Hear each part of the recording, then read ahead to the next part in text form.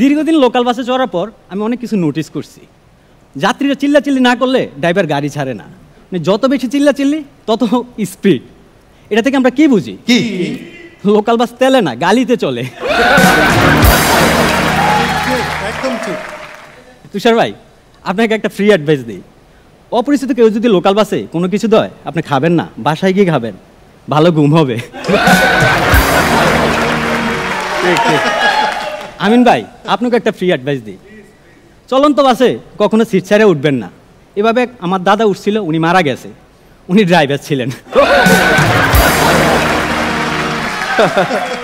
আমি একবার বাসের জন্য ওয়েট করতেছি, সামনে দিকে একটা বাস আসছে, নাম ভিআইপি। আমি ভিআইপি দেখে উঠে গেছি। যাইয়া দেখি ওদের পর্দা নাই, গ্লাস ভাঙ্গা, বৃষ্টির পানি পড়তেছে, আমি পুরোটা ভিজে গেছি। কন্ট্রাক্টর আসছে, ও মামা ভাড়া দেন। আমি ওনাকে 50 টাকা দিছি। ও মামা ভাড়া তো 10 টাকা। আমাকে 40 টাকা দিয়ে একটা সাবান আনেন, পুরো গোসল কইরা নেই।